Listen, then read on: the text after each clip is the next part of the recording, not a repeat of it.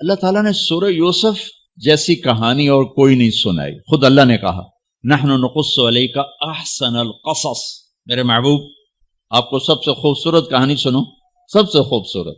تو دوستو آج میں آپ کے لیے لایا ہوں حضرت یوسف علیہ السلام کا واقعہ، جس کو اللہ تعالیٰ نے خود فرمایا ہے کہ اس جیسا خوبصورت کوئی واقعہ نہیں ہے. تو آئیے دوستو یہ واقعہ سنتے ہیں حضرت مولانا طارق جمیل صاحب. اللہ تعالیٰ نے سورہ یوسف جیسی کہانی اور کوئی نہیں سنائی. خود اللہ نے کہا نحن نقص علیک احسن القصص، میرے محبوب آپ کو سب سے خوبصورت کہانی سنو، سب سے خوبصورت. کیا ہے؟ یوسف کی کہانی. اور کسی نبی کا یوں تفصیل سے چلتے چلتے واقعہ پورے قرآن میں اور کہیں نہیں جیسے یوسف علیہ السلام کی کہانی. یوسف علیہ السلام کے بھائیوں کے ظلم کی وجہ سے 40 سال ان کو در بدر ہونا پڑا. 40 برس گھر سے جدا رہے. پھر تہمت لگی، زلیخا نے تہمت لگائی، اور پھر جب وہ عورتوں میں بھی بات پھیل گئی کہ مجرم تو یوسف نہیں، مجرم تو زلیخا ہے، تو تھوڑی بدنامی ہونے لگی. تو انہوں نے یوسف علیہ السلام کو گدھے پہ بٹھا کے منہ کالا کر کے پورے شہر میں چکر لگوایا اور پیچھے اعلان کروایا ھذا جزاء من اراد بسیدہ سوء، جو اپنے آقا سے برائی کرے اس کی یہ جزا ہے. یہ بازار میں نبی ابن نبی ابن نبی ابن نبی گدھے پر پھرایا جا رہا. پھر جیل 309 سال بضع سنین. جن بھائیوں نے یہ دکھ پہنچایا تھا ان کے ساتھ کیا ہونا چاہیے تھا. میں صرف ان کا اب جملہ بتاتا ہوں جو یوسف علیہ السلام نے جب اپنا تعارف جو بنیامین کو روک لیا. آپ پیچھے بھائیوں نے جا کر بتایا کہ بنیامین نے چوری کر لی تھی، اس کو وہ روک لیا ہے وزیر خزانہ نے.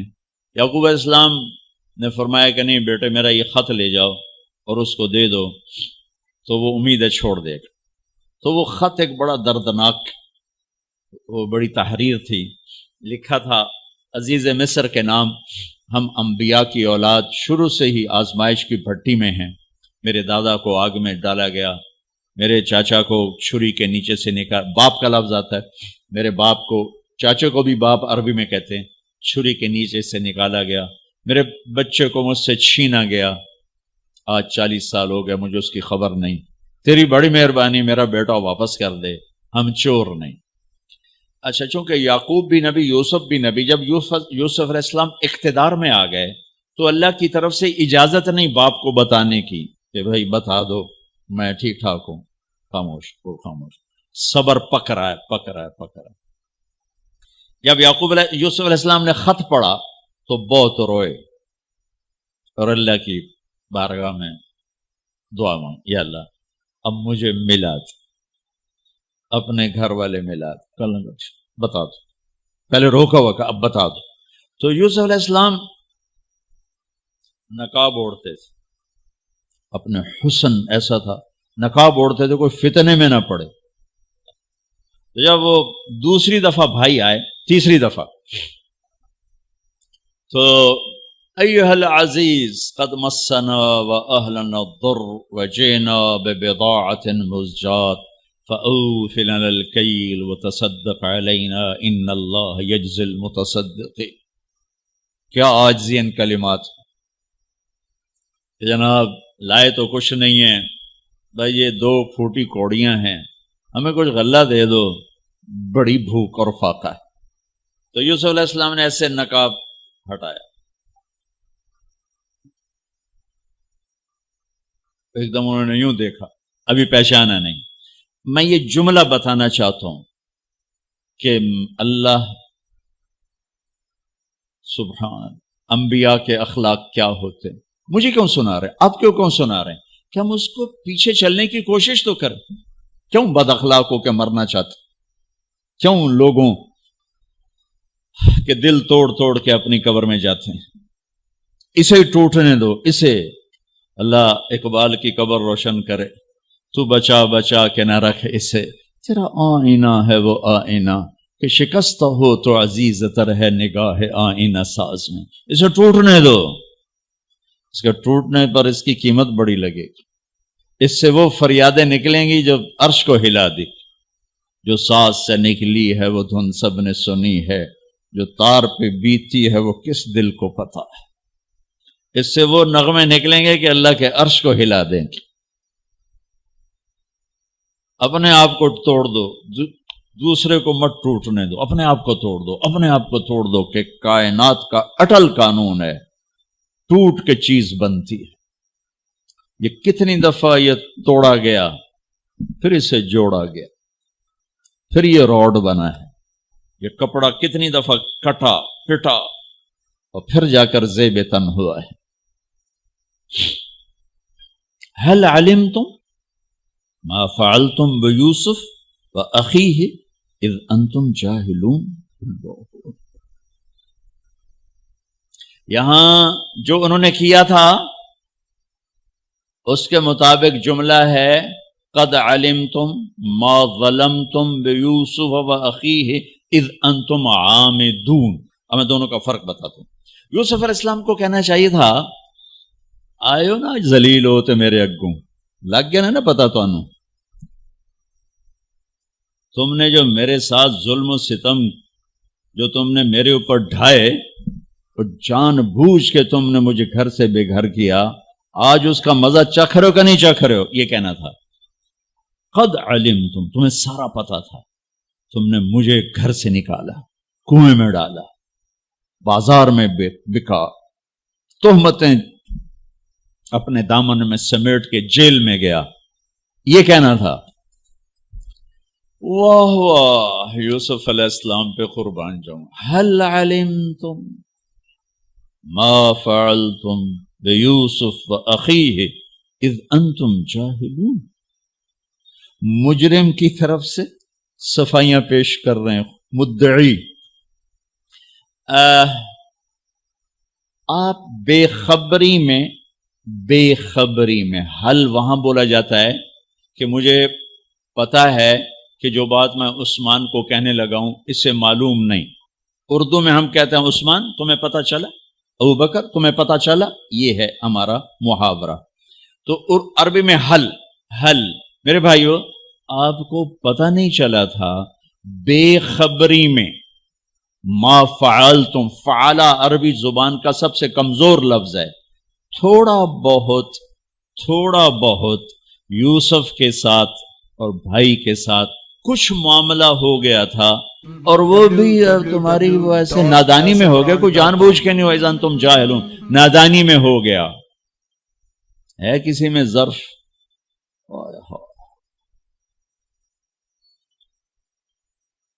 بھائیوں نے ایسے دیکھا۔ قرآن سارا ہی بڑا خوبصورت ہے، لیکن بعض مقامات پر آ کر انسان کو حیرت میں گم کر دیتے۔ قرآن سارا ہی خوبصورت ہے۔ قرآن کی سب سے خوبصورت آیت کون سی ہے؟ وَقِيلَ يَا أَرْضُ ابْلَعِي مَاءَكِ وَيَا سَمَاءُ أَقْلِعِي وَغِيضَ الْمَاءُ وَقُضِيَ الْأَمْرُ وَاسْتَوَتْ عَلَى الْجُودِيِّ وَقِيلَ بُعْدًا لِلْقَوْمِ الظَّالِمِينَ۔ یہ قرآن کے سب سے خوبصورت آیت۔ یہ لفظ بھی یہاں اپنی جگہ پہ شاہکار ہے۔ اِنَّكَ لَأَنْتَ يُوسُف، اِنَّكَ لَأَنْتَ يُوسُف۔ حیرت، خوف، شک، یقین، ڈرے ہوئے، سہمے ہوئے، آس لگائے ہوئے، خطرے میں گھرے ہوئے، تھوڑا تھوڑا پہچانتے ہوئے، تھوڑا تھوڑا انکار کرتے ہوئے، بے شمار کیفیات کو قرآن نے دو لفظوں میں اِنَّكَ، شیر حیرت میں ہے، انگلیاں اٹھ رہی ہیں، اِنَّكَ لَأَنْتَ یوسف۔ پہلے شک پھر یقین، پہلے سوال پھر جواب، پہلے خوف پھر امن، پہلے ڈر پھر اطمینان۔ اِنَّكَ لَأَنْتَ یوسف، کہیں تو ہمارے خیال میں نہیں، یقیناً آپ یوسف ہو، یوسف تو نہیں، آپ یوسف ہو۔ میں نہیں ترجمہ کر سکتا، میں محسوس کرتا ہوں کہ وہ کیا اس وقت کیفیت ہوگی، الفاظ نہیں میرے پاس. انا یوسف وہذا اخی، ہاں میرے بھائی ڈرو نہیں، میں یوسف ہوں، یہ میرا بھائی ہے. قد من اللہ علینا، سب اللہ نے ہمارے اوپر کرم کیا ہے. انہ من یتق ویصبر فان اللہ لا یضیع اجر المحسنین. سارے قرآن کو دو لفظوں میں اللہ نے یہاں بیان کر دیا. جو تقوی اختیار کرتا ہے، جو صبر کرتا ہے، اللہ اسے ضائع نہیں کرتا. تقوی کسی مرد عورت کو اللہ سے جوڑتا ہے، اور صبر کسی مرد عورت کو اللہ اور اللہ کے بندوں سے جوڑ دیتا ہے، جڑ جاتا ہے. پورا اسلام دو صفتوں میں بیان کر دیا. وہی صبر کو میں کہہ رہا ہوں، صبر، معاف کرنا، درگزر کرنا، یہ مکمل اسلام کی تصویر ہے. اس میں ایک فریضہ حج ہے. اللہ آپ کا ہمارا سفر قبول فرمائے، مبارک کرے. ہر فرض کا بدل موجود ہے. ابھی ظہر کی نماز پڑھی جائے گی، کل کی ظہر موجود ہے. عصر پڑھی جائے گی، آگے عصر موجود ہے. آج کی ظہر میں کوتاہی ہو گئی، کل کی ظہر میں کوشش کرنے کا موقع موجود. اس سال کے روزے میں کوتاہی ہو گئی، اگر زندگی باقی رہی تو اگلے سال کے روزے میں اس کے ازالے کی شکل موجود ہے. حج زندگی میں ایک دفعہ فرض کن کا، ذرا ہاتھ کھڑا کر. فرض حج پہ کون جا رہے ہیں؟ ماشاءاللہ کافی سارے لوگ جا رہے ہیں. فرض حج زندگی میں ایک دفعہ ہے، اس کے بعد فرض کوئی نہیں. نوافل ہے، اور نفل اور فرض میں اتنا فرق ہے کہ ساری زندگی حج کرتا رہے، فرض حج کو نہیں پا سکتا. ساری زندگی روزے رکھتا رہے، فرض روزے کو نہیں پا سکتا. تو اللہ تعالیٰ نے ایک جملے میں سارے حج کے آداب بتا دی. تزودوا فإن خیر الزاد التقوی. تزودوا، بھائی کوئی سامان سمون ٹھیک کر لو، لے کے جاؤ. تزودوا ایک لفظ، مادی جسمانی ضروریات کے لیے ایک لفظ. ہاں بھائی پاسپورٹ دیکھ لو، ٹکٹ دیکھ لو، اور اپنا پیسے دیکھ لو، سامان دیکھ لو، اور آگے عثمان تمہارے لیے ہے بھائی، تو ایس ہوٹل ہے جا، تو ایدے جا، تو ایدے جا، اے کھا لو، اے پی لو، اے کھا لو، اے پی لو. ٹھیک ہے، اس کے لیے ایک لفظ تزودوا. تزودوا. اور تمہارا تو حج بھی مہنگا ہے، لہذا تسی ذرا چوکھے ہی احتیاط کرو کہ دائیں پیسے بھی بوڑا ہو تو ٹائم بھی برباد کر کے آ جاؤ، وہ نوے ہر شے گئی. تو میرا اللہ مادی ساز و سامان وہ بھی لے کے جانا ہوتا ہے، اس کے لیے کہتا ہے تزودوا، ایک لفظ، ایک لفظ. ابے لے لو سامان سمون لے لو. پھر آگے جو اصل حج کا سامان ہے اس کے لیے پورا جملہ بولتا ہے، پورا جملہ کا.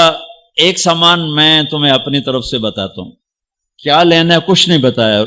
پہلے تو آٹا بھی جاتا تھا. ہماری تائی مرحومہ وہ 67-68 میں حج پر گئیں، قافلہ کٹھا، سارے ذمہ دار کٹھے، سارے خاندان کٹھے، بوریاں آٹے دیاں، بوریاں چاولوں دیاں، پیپے گھیو دے، بری جہاز پہ جانا. پورا ٹرک دا سامان ساڈی تائی دے نال ہوئے. ایک چاچا آئی، ایک تائی آئی، 2-4 بندے ساڈے خاندان دے آن، پورے ٹرک دا سامان نال جاندہ پہ. اس کے لیے ایک لفظ ہے تزودوا. لیکن اللہ نے کچھ نہیں بتا کیا لے کے جانا کیا نہیں لے کے جانا. کہ تم آپ سمجھے کہ ایک سامان میں تمہیں بتا رہا ہوں وہ تمہارے ذہن میں نہیں، لہذا وہ غور سے سنو. تزودوا، ابھی کو لے لو سامان. پھر آگے کہا جو میں بتانے لگا ہوں اگر وہ ساتھ نہ ہو تو سارا حج زیرو ہو جائے گا، اگر وہ ساتھ ہے تو سارا حج پورا ہو جائے گا. وہ کیا ہے؟ فَإِنَّ خَيْرَ الزَّادِ التَّقْوَىٰ.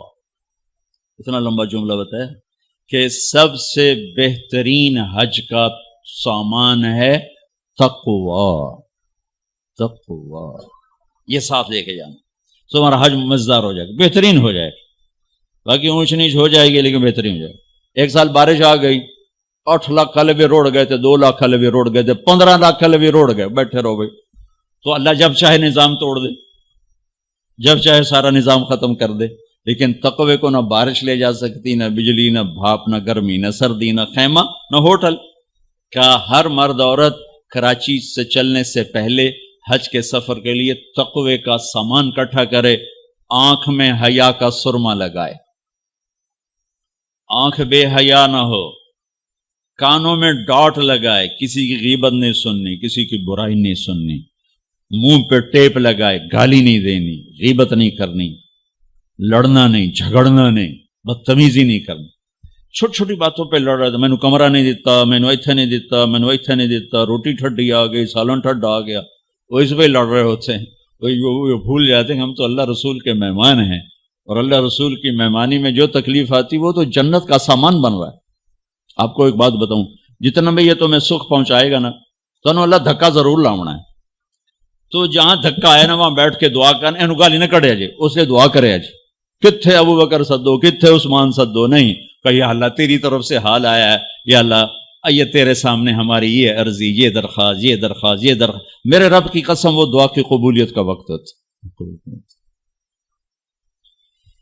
92 کا حج میں نے کیا تھا، جدے والے بڑا وی آئی پی حج کراتے تھے اس وقت، لیکن ہماری بس جو پھنسی رش میں،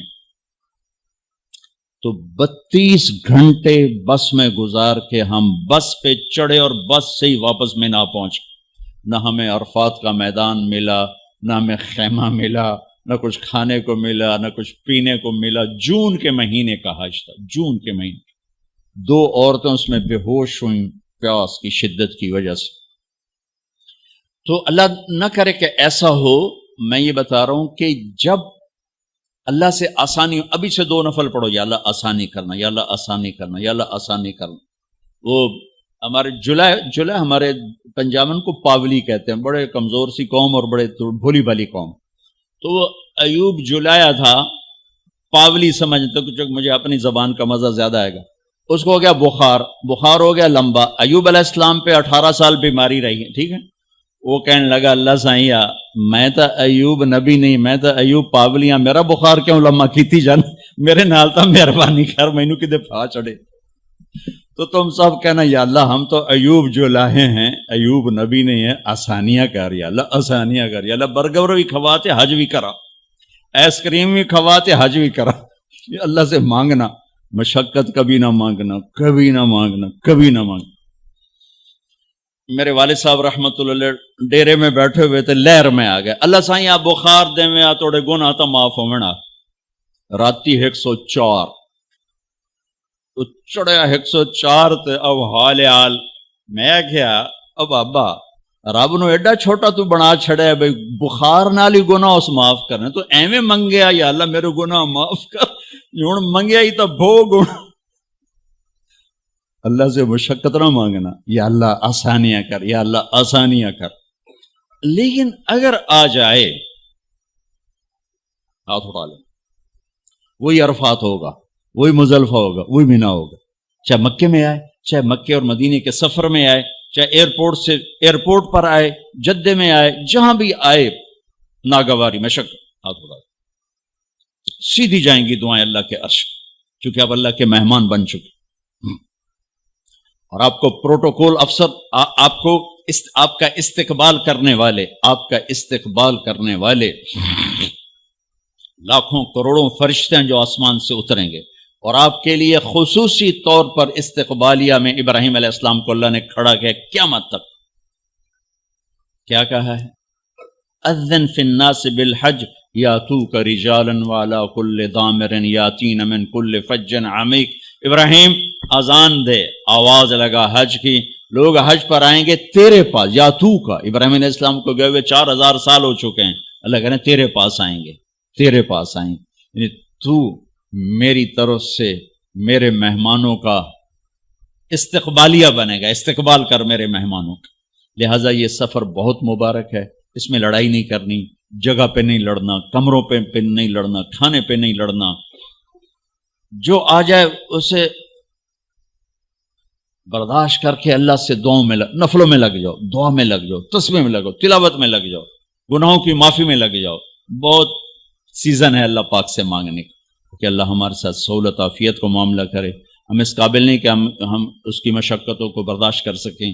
اللہ آپ کا یہ سفر قبول فرمائے، جانے سے پہلے سب کو معاف کر کے جائیں، دلوں کو صاف کر کے جائیں، اپنے معاملات کو صاف کر کے جائیں، تاکہ اللہ بھی ہمارا معاملہ صاف کر دے کہ ایک عرفات کا دن ایسا ہے جس میں میرے نبی کا فرمان ہے کہ اللہ تعالیٰ فرماتے ہیں میرا بندہ جتنے گناہ لے کر آ، جتنے بارش کے قطرے، جتنے ریت کے ذرے، جتنے درختوں کے پتے اور جتنے گردش ایام میں بننے والے دن اور رات ہیں ان کے گھڑی اور گھنٹے، آج اتنے بھی گناہ لائے گا تو ایک بول پہ معاف کروں گا، جاؤ معاف، جاؤ معاف، جاؤ معاف۔ تو حج کا سفر بہت مبارک، بہت خوبصورت ہے۔ اللہ تعالیٰ آپ کے لیے، ہمارے لیے اسے ہماری نجات کا ذریعہ بنائے، قبولیت کا ذریعہ بنائے۔ جن کا فرض ہے اللہ تعالیٰ فریضہ کی ادائیگی کی شکل پیدا فرمائے، جو نفلی طور پر جا رہے ہیں تو اللہ کو پسند ہے اس کے گھر بار بار آنا۔ تابعوا بین الحج والعمرہ، حج اور عمرہ بار بار کرو، بار بار کرو۔ فإنہما ينفیان الفقر والنفاق، بار بار حج اور عمرہ تمہارے نفاق کو بھی دور کرتا ہے اور تمہارے فقر کو بھی دور کرتا ہے۔ اللہ کے گھر کی حاضری جتنی دفعہ نصیب ہو مانگتے رہو، جاتے رہو۔ اللہ تعالیٰ آپ کا یہ ہمارا سفر قبول فرمائے۔ بس اس کی ذرا احتیاط ہو کہ زبان، آنکھ، کان یہ سب تقوی میں آ جائیں اور دل تقوی میں آ جائے تو انشاءاللہ یہ سفر بہت خوبصورت ہوگا۔ اور جب اللہ تعالیٰ آپ کو موقع دے واپس آ کر تبلیغ میں آپ وقت ضرور لگائیں، یہ بہت خوبصورت محنت ہے، آپ جائیں گے آپ کو بہت فائدہ ہوگا۔